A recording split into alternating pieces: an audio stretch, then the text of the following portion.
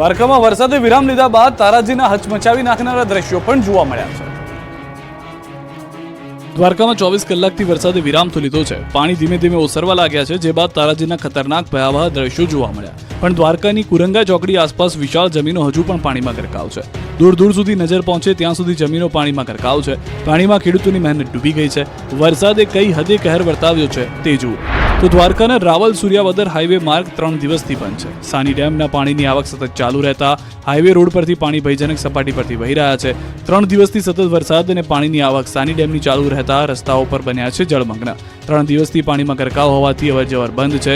રાવલ સૂર્યાવદર કલ્યાણપુર ગામના લોકો પરેશાન બન્યા છે। તો ખંભાળિયા પંથકમાં છેલ્લા 4 દિવસમાં ધોધમાર વરસાદને કારણે વ્યાપક તારાજી સર્જાય છે। ભારે વરસાદને કારણે ઘી નદીમાંથી પસાર થતી પાઇપલાઇનમાં ભંગાણ થયું છે, જેથી 3 દિવસથી પીવાના પાણીનું વિતરણ ઠપ થયું છે, જેના કારણે આ વિસ્તારના લોકો ભારે હાલાકી ભોગવી રહ્યા છે। કલ્યાણપુરમાં જળ પ્રલય બાદ એનડીઆરએફ અને સેનાના જવાનો બન્યા છે દેવદૂત। જુઓ દિલધડક રેસ્ક્યુ। દ્વારકાના જામખંભાળિયા, જામરાવલ, ભાટિયા, કલ્યાણપુર, ચાંચલાણા ગામમાં આકાશમાંથી વાદળફાટ તબાહી મચી છે। જળ ત્યાં સ્થળની સ્થિતિ વચ્ચે અનેક લોકો ફસાયા છે, ત્યારે જળ વચ્ચે જિંદગીનો જંગ લડતા લોકો માટે જવાનો બન્યા છે દેવદૂત। જીવના જોખમે જવાનોએ પાણી વચ્ચે ઝઝૂમતા લોકોને બચાવ્યા। જળ પ્રલય વચ્ચે દિલધડક બચાવ કામગીરી જોવા મળી। દ્વારકાના કલ્યાણપુર તાલુકાના ચાંચલાણા ગામમાં ભારે વરસાદ બાદ ઘણા લોકો ફસાયા હતા। ચાંચલાણા ગામ આખું પાણી થઈ ગયું। તે સમયે પૂરના પાણીમાં ફસાયેલા 22 લોકોને એનડીઆરએફની ટીમે જહેમત ઉઠાવીને સુરક્ષિત રીતે બહાર કાઢ્યા હતા। ચાંચલાણા ગામના રહીશો માટે એનડીઆરએફની ટીમ દેવદૂત સમાન બની છે। તો રાવલની હાલત કફોડી બની। વર્તુ 2 ડેમના પાણી તેમજ સાની ડેમના પાણીની સતત આવક ચાલુ રહેતા રાવલ ચારે તરફ પાણીથી ઘેરાઈ ગયું। રાવલના અનેક વિસ્તારોમાં ઘરોમાં પાણી ગરકાવ છે, ત્યારે આર્મી એનડીઆરએફની ટીમોએ મોરચો સંભાળી લીધો છે। અનેક વિસ્તારોમાં આર્મીની ટીમો દેવદૂત બનીને લોકોની વહારે આવી। પાણીમાં ફસાયેલા એક વૃદ્ધ મહિલાને આર્મીના જવાનોએ રેસ્ક્યુ કર્યું। હજુ પણ રાહત બચાવ કામગીરી પૂરજોશમાં ચાલુ છે। શેરી નદીના પાણીએ ખેડાને કર્યું ખેદાન મેદાન। જુઓ આકાશી તબાહીનો આકાશી નજારો। જ્યાં જ્યાં નજર કરો ત્યાં જળ જળ અને જળ। આકાશી તબાહીના આકાશી દ્રશ્યો છે ખેડા શહેરના। કુદરતનો ક્રોધ બાદ ખેડા શહેર ખેદાન મેદાન થઈ ગયું। ખેડાની એક બજારમાં પાણીમાં સમાઈ ગયેલા દ્રશ્યો જોવા મળ્યા। કોઈ પણ ખૂણો, કોઈ પણ વિસ્તાર એવો નહીં હોય જ્યાં પાણીએ મનમાની નહીં જોવા મળતી હોય। આખું ખેડા શહેર પાણીના પ્રકોપથી સંકટમાં મુકાઈ ગયું। રહી સહી કસર પણ શેરડી નદીના પાણીએ પૂરી કરી।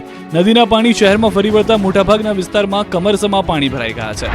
તો આફતના આકાશી નજારો છે ખેડાના ભલાડા ગામનો। અહીં વરસાદ બાદ કાંસનું પાણી કહેર બનીને ત્રાટક્યું। ભલાડા ગામમાં જાણે જળ પ્રલય આવ્યો હોય તેમ ગામ ડૂબી ગયું। ગામના ખેતરો ડૂબી ગયા। લોકોના ઘરમાંથી માંડી બધું જ પાણીમાં સમાઈ ગયું છે। લોકોને ખાધા પીધા વગર રહેવાનો વારો આવ્યો છે।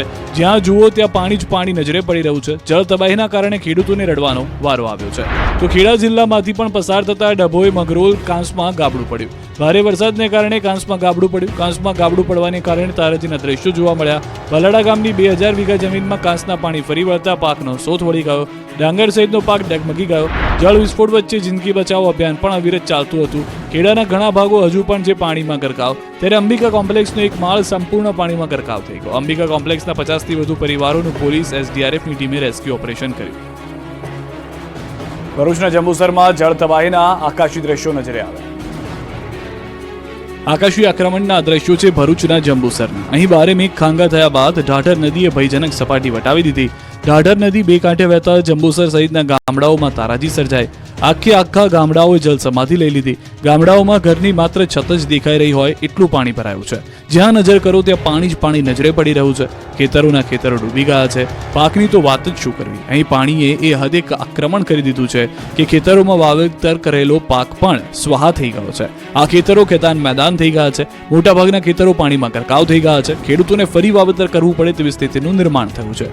રોડ સિવાય જમીન જોવા મળતી નથી। જામનગરમાં પાણી ઓસર્યા બાદના દ્રશ્યો નિહાળી તમારી આંખોમાં આવી જશે ફરી એક વખત આંસુઓનું। જામનગરમાં આકાશી આફત બાદ મુસીબત અનલિમિટેડ આવી પડી છે। ભારે વરસાદ બાદ આખું જામનગર ડૂબી ગયું છે। મોટાભાગના વિસ્તારમાંથી પાણી ઓસરી ગયા છે, પરંતુ જામનગર શહેરના પંડિત નહેરુ માર્ગ પર આવેલ મોડર્ન માર્કેટના સેલારમાં રહેલી અંદાજિત 65 જેટલી દુકાનો હજુ પણ પાણીની અંદર ગરકાવ છે। અહીં કમર સુધીના પાણી ભરાયેલા છે। વેપારીઓનું સર્વસ્વ ડૂબી ગયું છે। વરસાદ થંભ્યાના 36 કલાક થઈ ગયા છતાં હજુ મહાનગરપાલિકાના એક પણ કર્મચારી પાણીનો નિકાલ કરવા આવ્યા નથી। જામનગર મહાનગરપાલિકાના ફાયર વિભાગ સિવાય કોઈ શેલરમાં રહેલા પાણી કાઢી શકે તે પ્રકારની વ્યવસ્થા નથી ધરાવતા, ત્યારે તાત્કાલિક અસરથી મનપા દ્વારા પાણીનો નિકાલ કરવામાં આવે તેવી માંગ કરાઈ છે। વેપારીઓની માંગ છે કે સરકાર તાત્કાલિક અસરથી સર્વે કરી સહાય આપે. જામનગરના મેળાના હાલ જોઈ લો. જામનગરમાં રંગમતી નાગમતી નદીના કાંઠે વર્ષોથી ભરાતા શ્રાવણી મેળાની શરૂઆત થાય તે પહેલા જ વરસાદે વિનાશ વેર્યો. રંગમતીના પટમાં લગાડવામાં આવેલા મેળાની તમામ 9 મોટી રાઈડ અને નાની 20 રાઈડ પાણીમાં ગરકાવ થઈ. મેળામાં લગાડવામાં આવેલ વિવિધ 24 સ્ટોલ અને તેમની સામગ્રી પણ વરસાદી પાણીના પૂરમાં તણાઈ ગઈ. નાના વેપારીઓને નફાના બદલે સ્ટોલ ચાલુ થાય તે પહેલા જ નુકસાની વેઠવાનો વારો આવ્યો. મેળા ધારકો પણ તંત્ર દ્વારા ટેન્ડરની રકમ પરત આપવામાં આવે તેવી માંગણી કરી રહ્યા છે. અહીં નદી બે કાંઠે વહેતા અનેક દુકાનો, ગોડાઉન તેમજ ઘરોમાં પાણી ઘૂસી ગયા હતા. ત્યારે વહોરાના હજીરા વિસ્તારમાં 10-10 ફૂટ સુધી લોકોના ઘરમાં પાણી ઘૂસી ગયા હોવાનું જાણવા મળી રહ્યું છે. અહીંના ગેરેજમાં પણ પાણી ઘૂસી જતા લાખો રૂપિયાના વાહનો ડૂબી ગયા છે.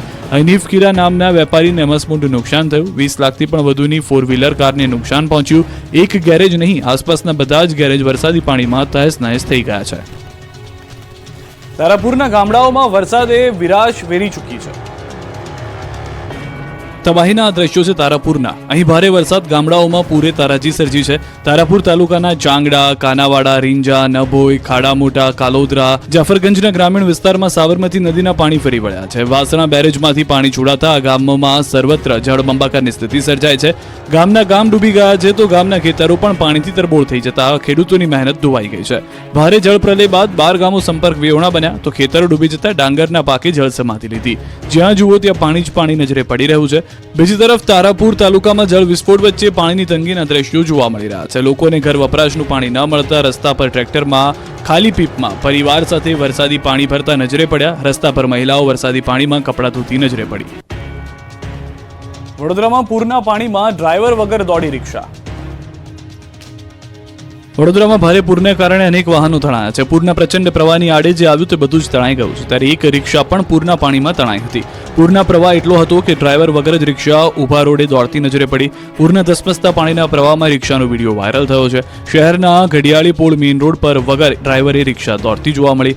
સાફ જોઈ શકાય છે કે પાણીનો એટલો જોરદાર પ્રવાહ હતો કે રિક્ષા પાણીના પ્રવાહમાં વગર ડ્રાઈવરે દોડતી જોવા મળી. પાણીના પ્રવાહમાં જાણે પોતે સુરક્ષિત સ્થળ શોધતી હોય તેમ ડ્રાઈવર રાહ જોયા વિના રિક્ષા રસ્તા પર દોડવા માંડી. આ તરફ માંજલપુર અંબે વિદ્યાલય ખાતે પણ જાણે કાર પણ એક્ટિવાનો સહારો લીધો હોય તેવા દ્રશ્યો મળ્યા હતા જોવામાં. એક્ટિવાની ઉપર 4-વ્હીલર કાર ચડી ગઈ હતી. વિકટપુર સામે ઝઝૂમતું વડોદરા. અનેક ઘરોમાં હજી પણ 3-3 ફૂટ પાણી. ઘરોના રૂમમાં તરતો સામાન, રૂમ હોય કે રસોડું હોય કે પછી હોય બેડરૂમ, તમામ જગ્યાએ ચારે બાજુ પાણીનું સામ્રાજ્ય અને તારાજી બાદ લાચાર લોકો. આવી વિકટ સ્થિતિ વચ્ચે ઝઝૂમી રહ્યા છે વડોદરાવાસીઓ. અહીં વરસાદ તો થંભી ગયો છે પરંતુ વિશ્વામિત્રી નદીના પાણી હજુ ઓસર્યા નથી. વડોદરાની મોટાભાગની સોસાયટીઓમાં ચિક્કાર પાણી ભરાયેલા છે. અરે લોકોના ઘરોમાં 3-3 ફૂટ પાણીનો કબજો છે. પાણીએ જાણે અહીં કાયમી રોકાણ કરી લીધું હોય તે ઘરમાંથી પાણી નીકળવાનું નામ નથી લઈ રહ્યું. લોકોના ઘરમાં ઘર વખરી તરી રહી છે. ઘરમાંથી 36 કલાક બાદ પણ પાણી નહીં ઓસરતા મોટા પાયે નુકસાની છે. ઘરમાં રહેલ ફર્નિચર, ઘર વખરી સહિત તમામ ચીજવસ્તુઓ ભંગાર બની ગઈ છે. અગમચેતીના ભાગરૂપે ઘરનો સામાન શિફ્ટ કર્યા છતાં પાણીમાં ગરકાવ થઈ ગયો છે. વડોદરાની 57 વર્ષ જૂની ભગીરથ સોસાયટીમાં તો પાણીએ જાણે ઘર જ વસાવી લીધું હોય તે અહીંથી પાણી નીકળવાનું નામ જ નથી લઈ રહી. હજુ અહીં 5 થી 6 ફૂટ પાણી ભરાયેલા રહેતા લોકો ઘરની બહાર નીકળી શકતા નથી. જીવન જરૂરી ચીજવસ્તુઓ વગર દિવસો પસાર કરી રહ્યા છે. ઘરોમાંથી તો પાણી ઓસરી ગયા છે પરંતુ હવે કિચડનું સામ્રાજ્ય છે. ઘરના દરેક સભ્યો ઘર સફાઈ કરવામાં લાગ્યા છે. જૂની કાંસ ઉપર ફ્લોરિંગ કરી કોમ્પ્લેક્સ બનાવ્યા હોવાનો સ્થાનિકોનો આક્ષેપ છે. રાજકીય નેતાઓ અને અધિકારીઓના ભ્રષ્ટાચારને કારણે કાંસ નાની થઈ જતા પાણી ભરાતા હોવાનું કહી રહ્યા છે સ્થાનિકો.